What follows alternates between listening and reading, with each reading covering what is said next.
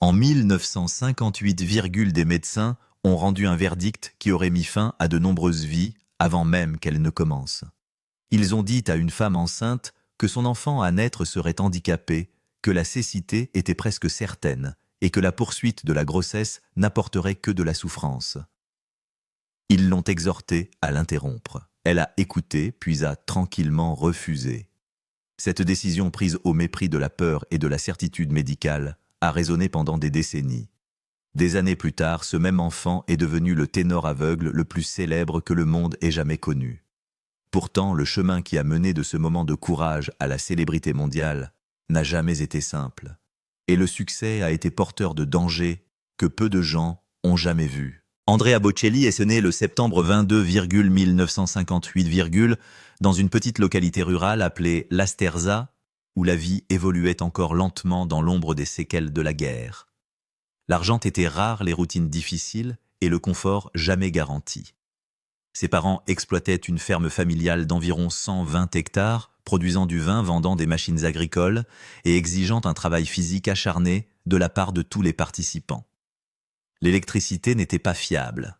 La survie dépendait de la terre des saisons et de l'endurance. Dès le début, Andrea a adhéré à ce rythme de travail de récolte et de repas partagés à la fin de longues journées. Avant même qu'il ne prenne sa première respiration, sa vie était déjà menacée. Les médecins ont découvert qu'il était atteint d'un glaucome congénital et ont averti sa mère que son enfant serait probablement aveugle. Ils ont parlé sur un ton clinique et ont présenté l'interruption de grossesse comme la solution logique. Sa mère Eddie a fait confiance à quelque chose de plus profond que la logique. Elle a choisi la foi plutôt que la peur.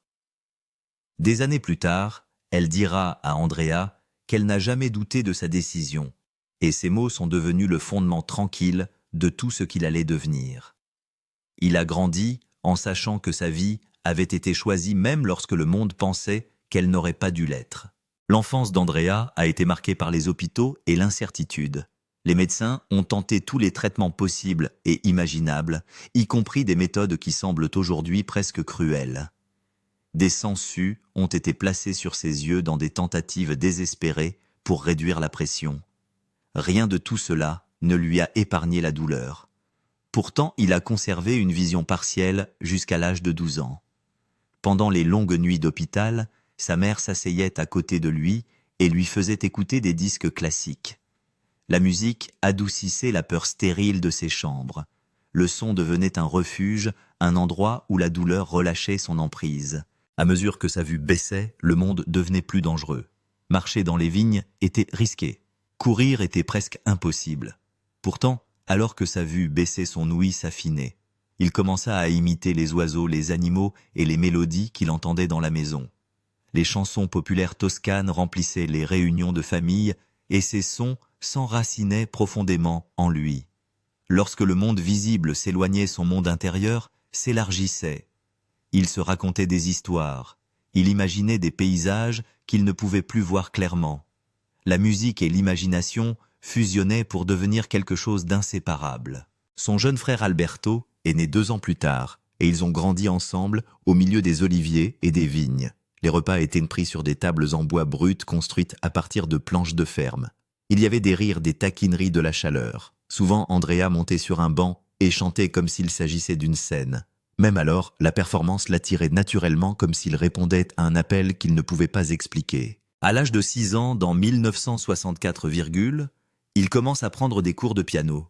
Il n'apprend pas par la vue, mais par le toucher et la répétition.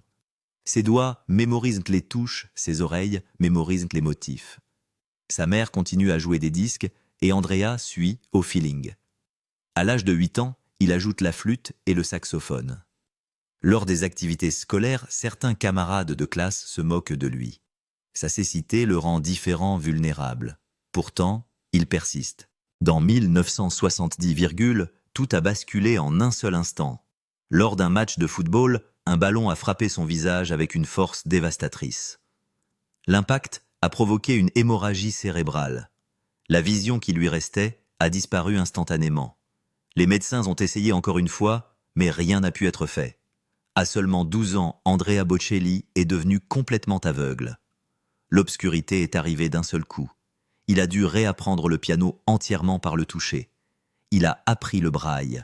Chaque pas en avant était douloureux, mais la musique devenait plus brillante, plus urgente. C'était la seule chose qui lui semblait encore entière. L'école devient plus difficile, les brimades le poursuivent, les chuchotements, et les rires s'attardent dans son dos. Le soir, lorsque la maison devient silencieuse, Andrea s'assoit seul au piano et compose en secret des mélodies simples. Ces heures deviennent son refuge. La douleur se transforme en son, la colère en notes. Il apprend à lire la musique en braille et maîtrise d'autres instruments. Ce qui n'était au départ qu'une survie se transforme peu à peu en un but. Dans les années 1970, il fréquente l'école secondaire près de Pise. Il dicte des dissertations, utilise des manuels en braille et se passionne pour la littérature. Parfois, il sèche les cours pour se promener dans les collines toscanes, mémorisant des poèmes, tout en luttant silencieusement contre la dépression. Dans les années 1980. Il s'inscrit à l'université de Pise pour étudier le droit. Il fait la navette en train et subvient à ses besoins en donnant des cours particuliers à d'autres étudiants aveugles. Il travaille sans relâche, non pas pour impressionner les autres, mais pour se prouver à lui-même qu'il est capable de tenir le coup. La nuit, il chante dans des pianos-bars. Les salles sont enfumées, bruyantes et impitoyables. Les pourboires sont faibles.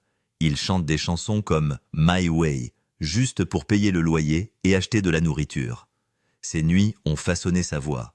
Elles lui ont appris à tenir une salle, à sentir un public même s'il n'en voit pas un. En 1987, il rencontre Enrica Senzati dans un de ses pianos-bars. Elle a 17 ans, il est plus âgé. Les gens parlent, mais elle écoute.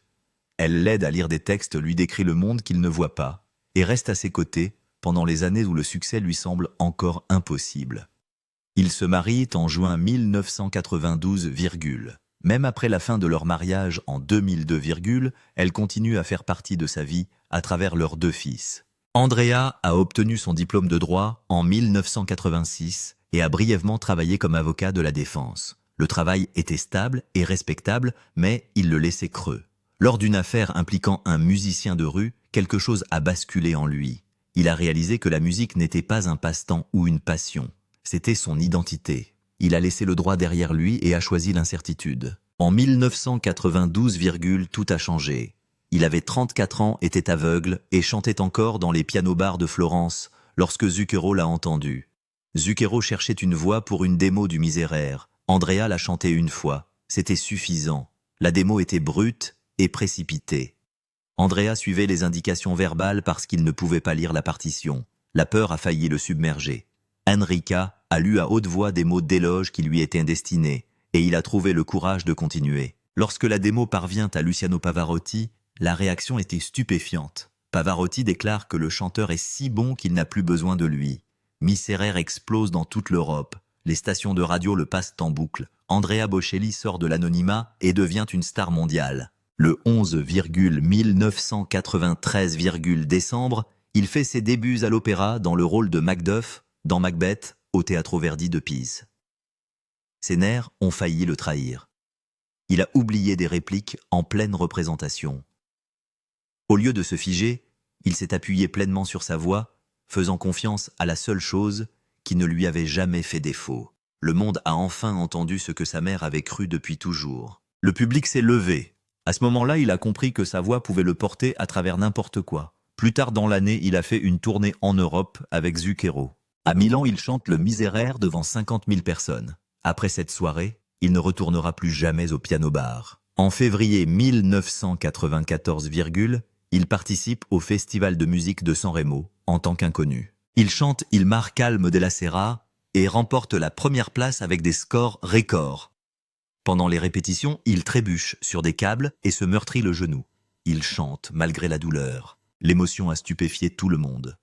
En novembre 1995, son premier album est sorti. Il s'est vendu à 300 000 exemplaires en quelques semaines. La même année, il se produit à la Maison-Blanche.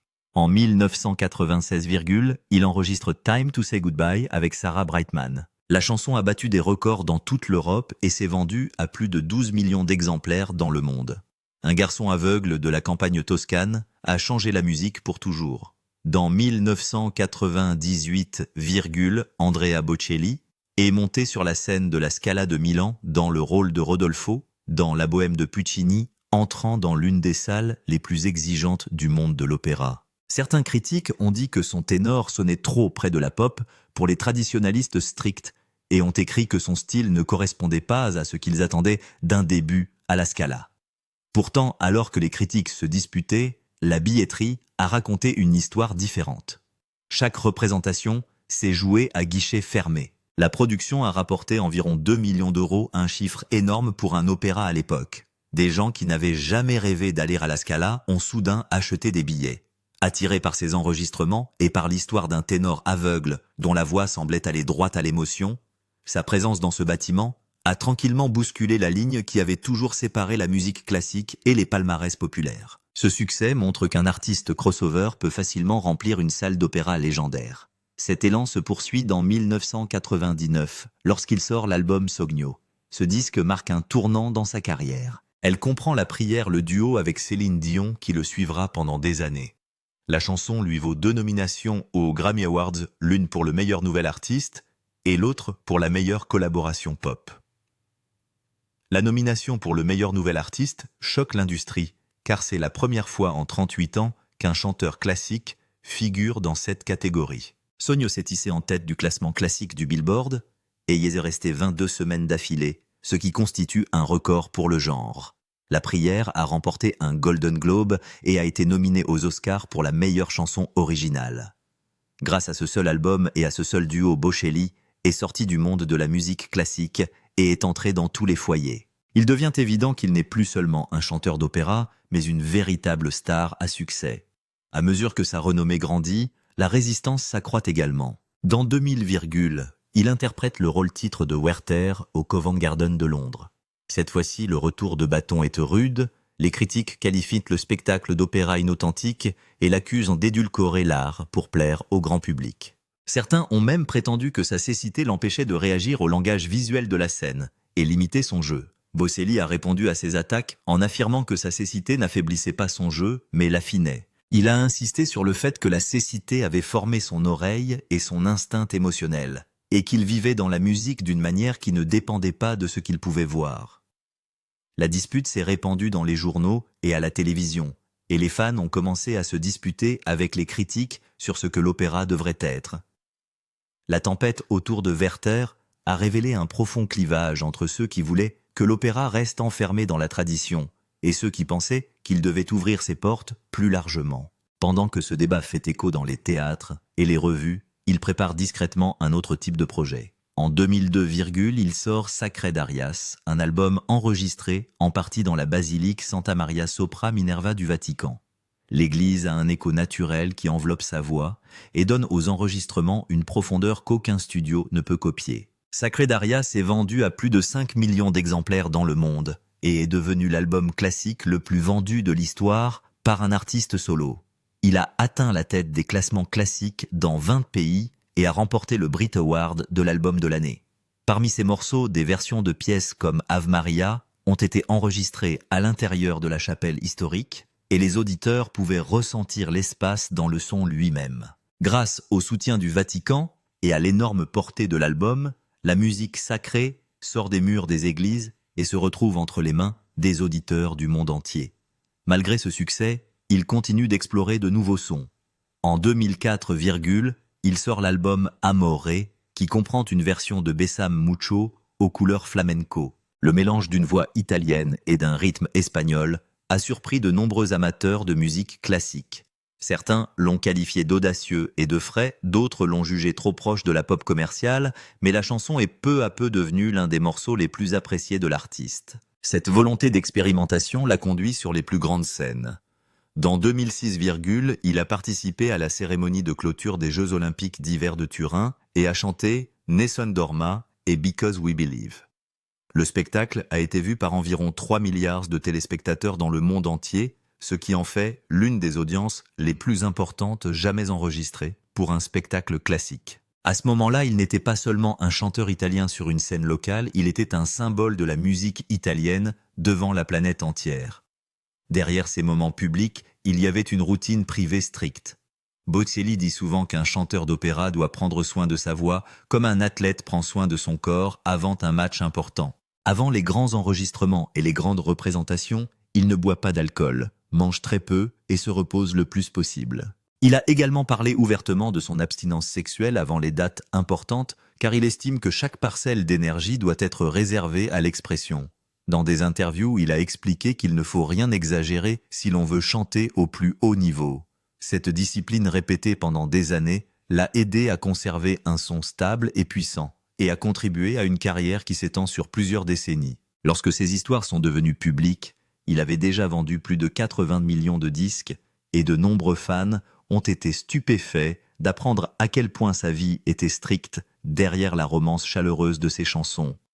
Sa portée mondiale n'a cessé de s'étendre. En juillet 2010, il a été la tête d'affiche du concert Celebrate Africa au Coca-Cola Dome de Johannesburg pendant la Coupe du Monde de la FIFA. Environ 100 000 fans ont rempli la salle et l'ont entendu chanter des morceaux comme Time to Say Goodbye, qui a fait pleurer une partie de la foule et est devenu un sujet de discussion mondial. Le concert a été diffusé à l'échelle internationale et a permis à son album My Christmas de se vendre à plus de 3 millions d'exemplaires, rien qu'aux États-Unis, même face à une forte concurrence sur le marché des fêtes. Une fois de plus, il a prouvé que la musique classique et crossover pouvaient non seulement survivre, mais aussi dominer dans des endroits habituellement dominés par les pop stars et les groupes de rock. Ce même mélange de courage et de risque est réapparu des années plus tard dans un contexte très différent. Pendant les strictes fermetures de l'Italie dans 2020, il est entré dans une cathédrale vide de Milan le dimanche de Pâques pour un concert solo intitulé Music for Hope. La ville à l'extérieur était silencieuse, mais des millions de personnes ont regardé le flux depuis leur domicile. L'événement a permis de récolter environ 4 millions d'euros pour les hôpitaux qui luttent contre le virus. Certains l'ont félicité d'avoir apporté du réconfort au cours d'un printemps sombre. D'autres se sont sentis mal à l'aise et ont déclaré que le concert n'était pas à sa place, alors que le nombre de morts au niveau national augmentait. Bocelli a admis par la suite que certaines réactions l'avaient humilié et offensé, mais il a également déclaré qu'il était fier d'avoir aidé les hôpitaux. L'événement a montré à quel point qu'il pouvait être difficile de concilier l'art, le deuil et la santé publique dans un pays blessé. Tandis que le monde observait sa vie publique, son monde privé changeait encore et encore. Il a épousé Enrica Kenzati en 1990 après 3 ans de fréquentation. En 1995, leur premier fils Amos est né par césarienne d'urgence après de graves complications pendant la grossesse. Bocelli a annulé plusieurs concerts pour rester auprès d'elle, confronté très tôt à la façon dont sa carrière pouvait entrer en conflit avec la vie de famille. Leur deuxième fils Matteo est arrivé en 1997, Enrica passait de longues soirées seule préparant des dîners tranquilles qui restaient parfois intacts parce qu'il ne rentrait pas à la maison. La distance se creuse lentement, plus émotionnelle que physique. En 2002, ils se séparent. Le divorce reste calme en apparence. Il n'y a pas eu de scandale retentissant et Enrica évoquera plus tard une séparation affective qu'une trahison. Ils ont continué à vivre dans des villas voisines en Toscane et Bocelli aurait versé environ 500 000 € par an de pension alimentaire pour que leur fils puisse rester proche de leurs 2 parents. La même année, un autre chapitre s'ouvre. En 2002, à l'âge de 44, il rencontre Veronica Berti, âgée de 18 ans, lors d'une soirée. Elle deviendra plus tard à la fois sa compagne et son manager. Ils se lient rapidement autour de la musique et de leurs racines toscanes communes. Il lui a chanté « Oxy di Fata » ce soir-là, et elle s'est souvenue plus tard que l'atmosphère avait changé pendant qu'il chantait, comme si la pièce s'était rétrécie pour n'accueillir que 2. Ils ont emménagé ensemble le soir même, un choix qui a alimenté les rumeurs d'un amour interdit dans la presse en raison de leur différence d'âge de 25 ans. Malgré les chuchotements, leur lien s'est consolidé. Veronica a donné naissance à leur fille Virginia en 2012, et la petite fille a rapidement commencé à chanter avec son père sur scène.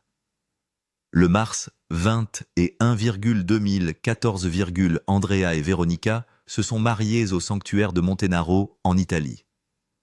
Malgré toute l'attention qu'ils ont reçue, ils ont toujours dit que l'âge n'a jamais été la vraie question. Pour eux, les valeurs partagées et l'amour de leur terre et de leur musique comptaient plus que les chiffres. Matteo, leur deuxième enfant, a suivi son propre chemin vers les projecteurs. Né en 1997, il a grandi dans l'ombre de la célébrité de son père. Il a commencé à chanter dès l'enfance, mais il était trop timide pour se produire devant Andrea, préférant chanter pour sa mère.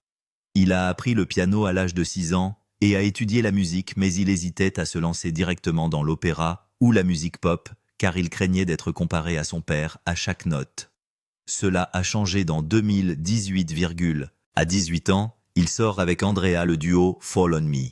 La chanson se répand rapidement sur Internet et marque les débuts internationaux de Matteo. Andrea parle ouvertement de ses espoirs pour son fils et le met en garde contre les pièges de la célébrité. Il lui a dit de rester humble, de se rappeler que les applaudissements sont temporaires. Depuis, Matteo a chanté lors d'événements majeurs, dont le mariage de Kourtney Kardashian et Travis Barker, et a sorti ses propres albums construisant lentement une carrière qui est liée à son père, mais qui est clairement la sienne. Leurs duos qui mélangent couleurs classiques et pop moderne sont devenus des favoris parmi les fans du monde entier. Sous tous ces triomphes ultérieurs se cache une histoire qui a commencé avant la naissance d'Andrea. En 1958, alors que sa mère Eddie était enceinte, elle a été hospitalisée pour une appendicite. Les médecins lui ont dit que son bébé pourrait naître avec un handicap et lui ont conseillé d'interrompre la grossesse. Andrea est née avec un glaucome congénital et a perdu complètement la vue à l'âge de 12. Dans 2018, il a parlé publiquement du choix de sa mère et a utilisé cette histoire pour soutenir les causes pro-vie en Italie. De nombreux auditeurs ont été émus et ont vu dans ce récit une preuve du courage de sa mère. En même temps, des groupes féministes et des activistes lui ont reproché d'utiliser une histoire très personnelle pour prendre une position publique sur une question complexe. Ils ont fait valoir qu'il ignorait les droits des femmes et les réalités difficiles qui entourent l'avortement. Pour Bocelli, cependant, cette histoire est au cœur de son identité. Elle façonne sa façon de parler de la vie de la foi et de la scène, et il y revient souvent lors de ses concerts et de ses interviews. Son corps a également été mis à l'épreuve de façon plus visible. En juillet 2010, alors qu'il monte à cheval en Toscane, quelques jours avant un grand concert, il est projeté et souffre de côtes fracturées. Il doit être transporté à l'hôpital. Les médecins lui conseillent de se reposer, mais il décide tout de même de continuer à se produire. Il s'est enveloppé leur poitrine pour cacher la blessure et est monté sur scène en souffrant.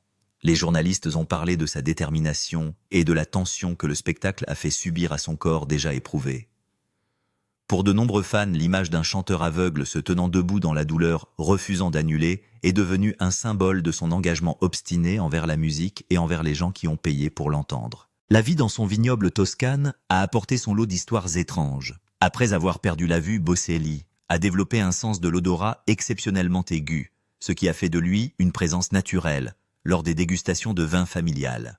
Dans 2005, au cours d'une de ses dégustations, il a déclaré avoir remarqué une odeur étrange dans une bouteille et avoir cru que quelque chose n'allait pas. La situation a dégénéré et il s'est retrouvé à l'hôpital après avoir bu du vin qu'il pensait avoir été empoisonné par des rivaux jaloux. Les autorités ont plus tard conclu qu'il s'agissait d'un canular, mais la nouvelle s'est rapidement répandue et a ajouté une nouvelle couche à sa légende. L'histoire a montré la pression qui peut accompagner la célébrité dans un monde compétitif comme celui du vin italien, et a laissé entrevoir comment un sens aigu, bien qu'utile, peut aussi alimenter la peur et la suspicion. L'année 2020 a apporté d'autres tempêtes. Outre le concert à la cathédrale de Milan, Bocelli a fait des commentaires publics sur les bouclages en Italie qui ont suscité l'indignation. Il a parlé de liberté personnelle et a suggéré que les règles strictes étaient trop lourdes, ce que beaucoup ont interprété comme un appel à ignorer les mesures sanitaires. Ses posts et déclarations sur les réseaux sociaux ont suscité de vives critiques. Certains l'ont accusé d'encourager des comportements susceptibles de mettre des vies en danger. Les réactions ont été si vives qu'il aurait reçu des menaces de mort et se serait temporairement réfugié chez lui aux États-Unis pour se mettre à l'abri. L'épisode a montré une fois de plus combien il peut être difficile pour des personnalités publiques de parler de politique, de santé et de liberté en période de crise mondiale, et combien l'admiration peut rapidement se transformer en colère. Même au sein de son propre foyer, il y a eu des tensions. Son fils Amos, l'aîné, s'est éloigné de la musique pendant un certain temps. Le fait de voir Matteo sous les feux de la rampe en tant qu'étoile montante de la pop a suscité des sentiments de rivalité et de distance. Amos s'est plutôt tourné vers les affaires, choisissant une voie qui n'impliquait pas de microphone ou de scène. Cela a créé une discrète rupture dans la famille. Ils se rencontraient en toujours, se parlaient toujours, mais quelque chose restait en suspens entre les frères. Dans 2023, lors d'un dîner de Noël privé en Toscane, ce fossé a enfin commencé à se combler. La famille s'est réunie et les deux frères ont parlé honnêtement de la pression des attentes et de leur vie séparée. Cette nuit-là a marqué un tournant. La nouvelle de leur réconciliation s'est répandue parmi les fans et Andrea a ensuite partagé des messages sur l'importance de l'unité familiale, rappelant aux gens que même une famille célèbre doit toujours surmonter la jalousie, l'orgueil et les blessures. À 2025, son histoire avait pris une telle ampleur qu'elle nécessitait un film à part entière. En septembre de la même année, le documentaire Andrea Bocelli Because I Believe a été présenté en avant-première au Festival international du film de Toronto. Les spectateurs ont pu voir des images inédites, notamment des scènes de l'accident de football, survenu à l'âge de 12 ans, qui a souvent été lié à la perte définitive de sa vue, ainsi que des clips intimes de ses expériences aux Grammy Awards et de ses débuts en Toscane. Le film a rapporté environ 5 millions de dollars dans le monde entier lors de son week-end d'ouverture et est devenu le documentaire musical qui a rapporté le plus de 2025 dollars jusqu'à présent. Il comprend des interviews de membres de sa famille, de collègues et de vieux amis et mêle ses voix à des vidéos d'archives de sa jeunesse. Le moment choisi correspond au 30e anniversaire de sa carrière musicale et fait du film à la fois une célébration et un bilan des difficultés qu'il a surmontées. Les critiques ont salué son honnêteté émotionnelle et la manière dont il capture non seulement la gloire de ses performances, mais aussi le coût qu'il a fallu payer pour atteindre ce niveau. La même année, il franchit une autre étape professionnelle très attendue lors de la cérémonie des Grammy Awards qui se tient le 25 février à Los Angeles. Bocelli remporte le prix de la meilleure interprétation solo d'opéra pour un air de La Bohème, enregistré lors de sa résidence à Napa Valley. L'interprétation a été enregistrée en direct devant 15 000 fans et comporte le mélange habituel de technique et d'émotion qui caractérise Bocelli. Il s'est imposé face à des noms aussi célèbres que Placido Domingo et Joyce DiDonato, ce qui a rendu sa victoire encore plus éclatante. Après de nombreuses nominations, il s'agissait de son premier Grammy en solo dans cette catégorie spécifique. Il était âgé de 67 ans. Dans son discours d'acceptation, il a remercié sa famille, ses collaborateurs et le public qui l'a soutenu pendant 3 décennies. Son lien avec le sport mondial n'a cessé de se renforcer. Le 5,2000, 25 décembre, il a interprété Nessun Dorma lors du tirage au sort de la finale de la Coupe du Monde de la FIFA. 2026, à Washington, partageant l'événement avec la pop star Robbie Williams. Environ 2000 fans ont suivi le spectacle dans l'arène et plus d'1 milliard de téléspectateurs dans le monde entier lorsque le tirage au sort a révélé les groupes du tournoi élargi à 48 équipes. C'était la 3e fois qu'il participait à un événement de la FIFA après les cérémonies de la Coupe du Monde de 2006 et de 2010. Les organisateurs l'ont à nouveau choisi en raison de sa capacité à communiquer avec des personnes de nombreux pays et de nombreuses cultures. Au cours de l'événement, la FIFA a annoncé un don d'1 million de dollars à la fondation Andrea Bocelli pour soutenir des programmes musicaux destinés aux enfants. Les médias sociaux se sont enflammés, les clips de sa performance se sont rapidement répandus et sa présence a transformé un simple tirage au sort en un moment culturel partagé. Un projet plus intime a vu le jour peu de temps auparavant. En novembre 2025, il a sorti un single de Noël familial intitulé The Greatest Gift avec Matteo et Virginia. Ils l'ont enregistré dans un vignoble toscane et la chanson comprend un solo de Virginia, âgée de seulement 10 ans, ce qui laisse entendre que la lignée musicale des Bocelli ne s'arrêtera pas avec ses frères. La vidéo a atteint 3 millions de vues sur YouTube au cours de la première semaine et est devenue l'une des sorties de Noël les plus populaires de l'année. Les critiques ont salué la chaleur des paroles et le mélange des 3 voix. Des images tournées en coulisses ont montré la famille en train de rire et de faire la fête parmi les vignes, ce qui a donné l'impression que le projet était une invitation dans leur monde privé. Une édition limitée en vinyle s'est vendue en moins de 48 heures. Et les recettes ont permis de soutenir le travail de la Fondation en faveur de l'éducation musicale dans les communautés défavorisées. Tous ces éléments se retrouvent dans sa vie financière et humanitaire. À 2025, à l'âge de 67, la valeur nette d'Andrea Bocelli dépassait les 100 millions de dollars grâce à plus de 90 millions de disques vendus à des tournées mondiales et à des entreprises telles que sa marque de vin de luxe. Pourtant, il a souvent indiqué que sa fondation était la partie de son héritage qui comptait le plus à ses yeux. En 2025, la Fondation Andrea Bocelli a aidé environ 1000 enfants vivant dans une grande pauvreté et a touché environ 5000 personnes grâce à ses projets dans les domaines de l'éducation et des arts. L'une de ses actions les plus remarquables cette année-là a été le lancement de programmes de musique en braille en Haïti, donnant aux élèves aveugles de nouveaux outils pour apprendre et jouer. Bocelli a personnellement visité certains des sites de ses projets, y compris une école où les enfants ont interprété ses chansons en utilisant la notation en braille. En octobre 2025, il a reçu le Global Humanitarian Award des Nations Unies en reconnaissance de ce travail. Le rapport annuel de la Fondation pour cette année-là faisait état d'une augmentation de 30% du financement par rapport à 2024, preuve que sa portée ne cessait de croître.